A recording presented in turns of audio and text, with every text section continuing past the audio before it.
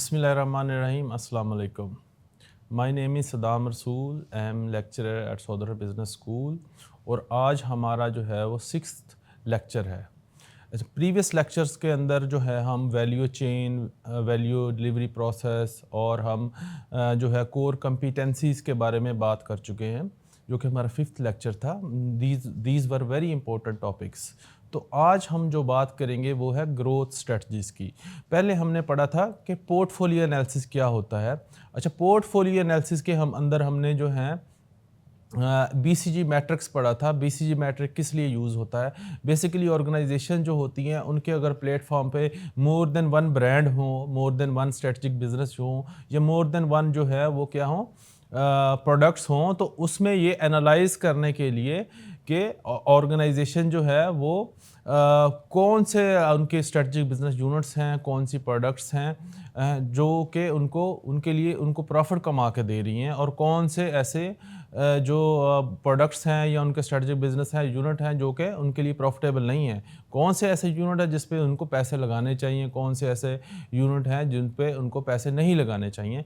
तो ये कैसे वो एनालाइज करते थे? वो BCG मैट्रिक्स से एनालाइज करते थे। BCG मैट्रिक्स में 2 पैरामीटर यूज़ करते थे, market share and market growth rate. ठीक होगा, तो ये हमने बड़ी डिटेल के अंदर जो है वो डिस्कस कर लिया था। फिर उसके बाद जब corporate and divisional strategic planning organisation करती हैं तो उसमें वो ग्रोथ स्ट्रेटजीज़ को वो फाइंड आउट करने की कोशिश करते हैं। ठीक होगा कि अपने बिजनेस को फर्दर आगे कैसे ग्रो किया जा सकता है। तो ग्रोथ स्ट्रेटजीज जो है उसके अंदर वो ये एनालाइज करते हैं कि बिजनेस को कैसे मोर प्रॉफिटेबल बनाया जा सकता है। उसके लिए जो है वो सेवरल स्ट्रेटजीज यूज़ होती हैं। तो उनमें हम जो है एनालाइज कर लेते हैं कि कौन कौन सी स्ट्रेटजीज जो होती हैं वो ऑर्गेनाइजेशन जो है वो यूज़ कर सकती हैं, वो अडॉप्ट कर सकती हैं। सबसे पहले होती है इंटीग्रेशन स्ट्रेटजीज़। तो इंटीग्रेशन स्ट्रेटजीज़ के अंदर क्या आ जाता है? इंटीग्रेशन स्ट्रेटजी के अंदर हॉरिजॉन्टल इंटीग्रेशन आ जाता है, और इंटीग्रेशन के अंदर फॉरवर्ड इंटीग्रेशन आ जाता है, और उसके अंदर क्या आ जाता है? Backward integration. तो हम इस चीज़ को एनालाइज करने की कोशिश करेंगे कि ये बैकवर्ड इंटीग्रेशन क्या होती है, फॉरवर्ड इंटीग्रेशन क्या होती है, और हॉरिजॉन्टल इंटीग्रेशन क्या होती है। तो फॉरवर्ड इंटीग्रेशंस को हम इस तरह लेते हैं कि आप लेट्स सपोज एक सप्लाई चेन बना लें। सप्लाई चेन सप्लाई चेन क्या होती है? Supply chain from raw material तो लेके फिनिश गुड तक जितने भी मेंबर जो होते हैं उसके अंदर कंट्रीब्यूट कर रहे होते हैं प्रोडक्ट बनाने में, वो तमाम मेंबर्स को क्या कहते हैं कि क्या बन जाती है? एक सप्लाई चेन बन जाती है। तो लेट्स सपोज आप दरमियान में एक मैन्युफैक्चरर है, आप रॉ मटेरियल लेते हैं, एक मंडी से लेते हैं, और मंडी वाला कहाँ से लेता है? एक किसान से लेता है। तो ये रॉ मटेरियल की आप तक पहुंचने में कितने 2 मेंबर्स हो गए, एक फार्मर और उसके बाद जो है वो ग्रेन मार्केट जहां से आपको रॉ मटेरियल मिलता है, और फिर आप मैन्युफैक्चरर हैं। तो अगर आप बैकवर्ड इंटीग्रेशन करना चाहते हैं तो बैकवर्ड इंटीग्रेशन से मुराद ये है कि जो पहले जो लेट्स सपोज आप चिप्स बनाते हैं और आप पोटैटो लेते हैं, तो पहले पोटैटो कौन उगा रहा था? किसान उगा रहा था। फिर आप अपने खुद से प्रोडक्शन शुरू कर देते हैं। ठीक हो गया। पहले वो एक और इंटरमीडिएटरी को देता था जो कि ग्रेन मार्केट थी, जो कि मंडी में बैठा हुआ आड़तिया था, पहले उसको देते थे। वो अपना कट रखता था, फिर आपको देता था। तो आप उसको एलिमिनेट कर देते हो, अपना ही पोटैटो उगाते हो, अपने ही वेयर हाउस में रखते हो और अपनी ही प्रोडक्शन करने लग जाते।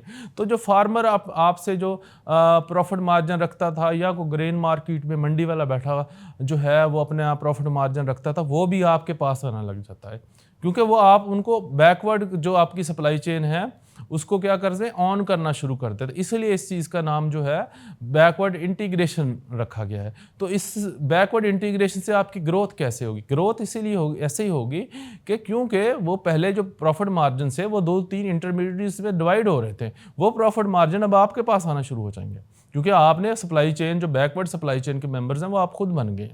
ठीक होगा। Similarly forward integration. तो फॉरवर्ड इंटीग्रेशन से क्या मुराद है? फॉरवर्ड इंटीग्रेशन से मुराद है आप कुछ चीज़ मैन्युफैक्चर करते हैं, कोई प्रोडक्ट बनाते हैं, उसको आप देते हैं, किसको? आप डिस्ट्रीब्यूटर को दे देते हैं। डिस्ट्रीब्यूटर उसको उठा के होलसेलर को दे देता है, होलसेलर से वो रिटेलर तक पहुंचती है। ठीक हो गया। तो ये आगे फिर आपकी जो मैन्युफैक्चरर से आगे की तरफ जो है आपके 3 मेंबर सप्लाई चेन के हो गए। ये क्या होगा? तीनों इंटरमीडिएटरीज हो गए हैं। तो जब आप प्रोडक्ट डिस्ट्रीब्यूशन वाले को देते हैं तो जाहिर बात वो भी अपना कुछ कट रखता है, वो भी अपना प्रॉफिट मार्जिन रखता है। उससे आगे वो जाती है डिस्ट्रीब्यूटर के पास जाती है, होलसेलर के पास, वो अपना कट रखता है, फिर रिटेलर के पास जाती है तो फिर रिटेलर भी अपना उसके अंदर जो है प्रॉफिट मार्जिन रखता है। तो ये तीनों सप्लाई चेन के मेंबर जो हैं वो प्रॉफिट मार्जिन जो है अपना उस प्रोडक्ट के अंदर रखते हैं, जो इवेंचुअली जब कस्टमर तक पहुंचती है तो कस्टमर को उसकी हायर प्राइस पे करनी पड़ती है। ठीक हो गया। और वो तीनों इंटरमीडिएटरी भी वो अपने प्रॉफिट मार्जिन रख रहे होते हैं। इसके बरक्स जब आप ग्रोथ स्ट्रेटजीज को अप्लाई करना चाहते हैं, अडॉप्ट करना चाहते हैं, तो आपकी ये ग्रोथ स्ट्रेटजीज भी हो सकती हैं कि आप खुद अपने डिस्ट्रीब्यूटर बन जाएं, आप खुद जो है वो होलसेलर को ना दें, वो आप खुद ही होलसेलर बन जाएं। और बहुत बहुत ब्रांड्स ऐसे होते हैं जो अपने ही रिटेल स्टोर जो है वो ओपन कर लेते हैं, जैसे कि केन एंड जेन, उनके अपने रिटेल स्टोर है, बजाय को थर्ड पार्टी को दे, वो दोनों मॉडल पे चल रहे हैं, थर्ड पार्टी को भी दे रहे हैं और जो वो खुद भी अपने रिटेल स्टोर बनाए हुए हैं ताकि वो क्या है ग्रो कर सकें, वो जो प्रॉफिट मार्जिन दूसरों को जा रहे हैं, सप्लाई चेन के दूसरे इंटरमीडिएटरीज जो है उसको एंजॉय कर रहे हैं, वो उनके पास आना ही शुरू हो जाए। ज़ाहिर बात है, ग्रोथ का मतलब क्या है, अपनी प्रॉफिटेबिलिटीज़ को इन्हांस करना, अपनी कैपेबिलिटीज़ को इन्हांस करना, अपने मार्केट को जो है वो कैप्चर्ड मार्केट को इन्हांस करना। तो इस तरह जो है फॉरवर्ड इंटीग्रेशन से भी की जा सकती है। और फॉरवर्ड इंटीग्रेशन जो है आपको एग्जांपल्स के तौर पर भी समझा दी है। इसी तरह अगर आप इम्तियाज़ की बात करें तो बहुत सारी वो प्रोडक्ट जो है वो खुद ही मैन्युफैक्चर करता है और अपने ही स्टोर पे बेचता है। उसके अंदर उसने जो इंटरमीडिएटरीज हैं जो अपना प्रॉफिट मार्जिन रख रहे थे, जो अपना प्रॉफिट कट रखते थे, उसको उसने एलिमिनेट कर दिया।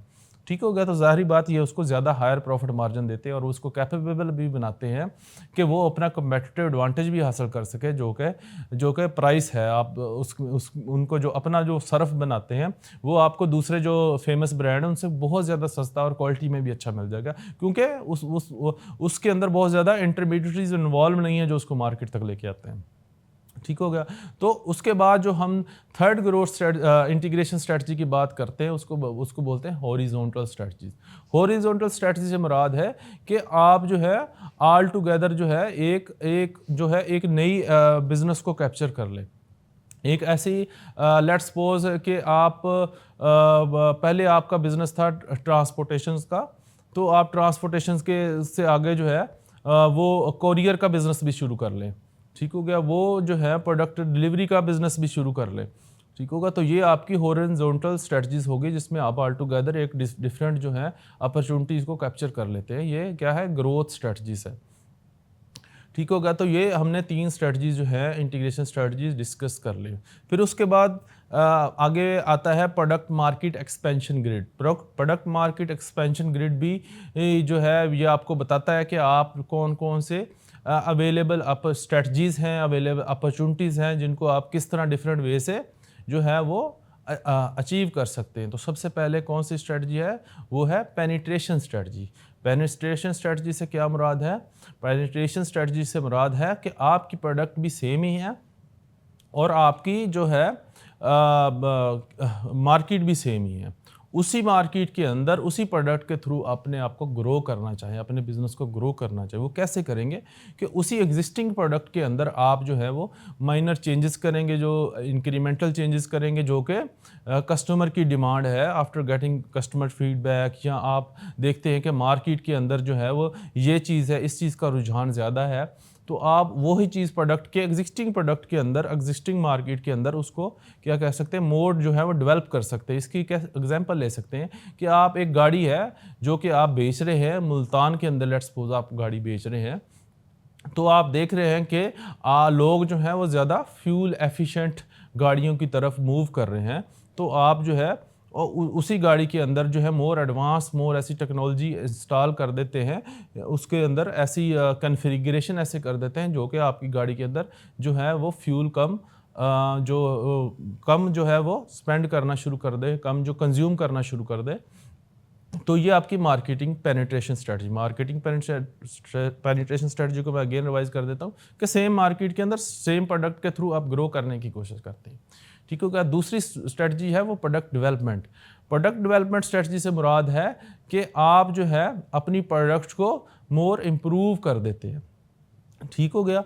आप जो है प्रोडक्ट के अंदर जो है नई क्या कह सकते हैं, नए वेरिएंट ऐड कर सकते हैं प्रोडक्ट डेवलपमेंट स्ट्रेटजीज के अंदर। जैसे कि एग्जांपल ले लेते हैं कि हेड एंड शोल्डर्स है, या पेंटीन प्रो भी पेंटीन है, तो क्या वो मार्केट के अंदर फाइंड आउट करते हैं कि मार्केट के अंदर जो है वो इस एक पार्टिकुलर जो नीड है वो अनमेट है, वो फुलफिल नहीं हो रही, तो वो उसके लिए एक नया वेरिएंट जो है वो शैम्पू का अगेन लॉन्च कर देते हैं।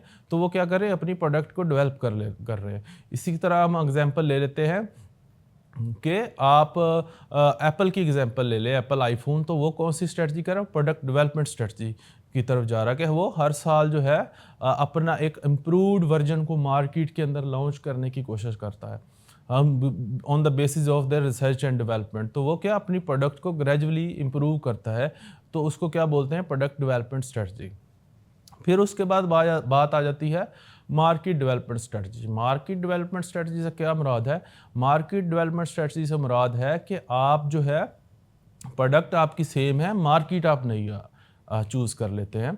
लेट्स सपोज आप मुल्तान के अंदर बिजनेस कर रहे हैं और आप मुल्तान के अंदर जो है वो बर्गर बेच रहे हैं, तो आप बर्गर वही सेम है, उसके इंग्रेडिएंट एवरीथिंग सेम है, आप बर्गर को मियाँ चन्नू में भी लॉन्च कर देते हैं। तो आपने क्या किया, आपने न्यू मार्केट को कैप्चर कर लिया with the same product. Let's suppose Apple है, एप्पल के जो स्टोर्स थे वो पहले जो है वो यूरोप के अंदर थे या वो गल्फ़ कंट्रीज़ के थे। अब उन्होंने क्या किया, इंडिया के अंदर भी जो है रिसेंटली फ्यू ईयर्स अगो उन्होंने लॉन्च कर दिया अपना अपना जो फ्लैगशिप स्टोर है। तो वो उनकी क्या स्ट्रेटजी थी, ये उनकी मार्केट डेवलपमेंट स्ट्रेटजी थी।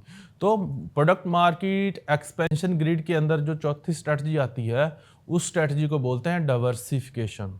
डाइवर्सिफिकेशन से मुराद है कि ऑल टुगेदर एक न्यू नेचर का एक नया बिजनेस जो है वो लॉन्च कर देना। ठीक हो गया, जो कि आपके प्रीवियस बिजनेस से रेलिमेट ना हो। तो इसकी क्या एग्जांपल हो सकती है कि जैसे कि आप गोरमे पाकिस्तान की बात करें, तो गोरमे जो है वो उन्होंने अपने बिजनेस को बहुत ज़्यादा डाइवर्सिफाई किया, बहुत ज़्यादा अनरिलेटेड बिजनेस किए जो कि उनके पहले बिजनेस नेचर से रिलेट नहीं कर रहे थे। जैसे कि गोरमे ने जो है अपनी फार्मेसी भी लॉन्च की, गोरमे ने रेस्टोरेंट भी लॉन्च किया। गोरमे का जो कोर बिजनेस था वो बेसिकली बेकर्स का बिजनेस था। तो गोरमे क्या कर रहा था, ये डाइवर्सिफिकेशन कर रहा था।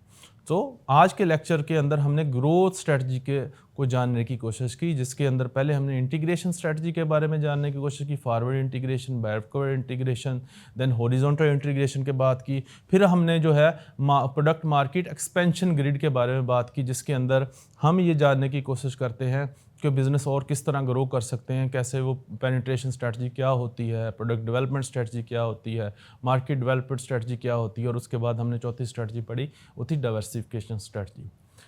तो आज के लेक्चर के लिए इतना ही। तो इंशाल्लाह अगले लेक्चर के अंदर जो है हम मार्केटिंग प्लान और उससे आगे की जो फर्दर चीज़ें हैं उसको डिस्कस करेंगे और उसको समझने की कोशिश करेंगे।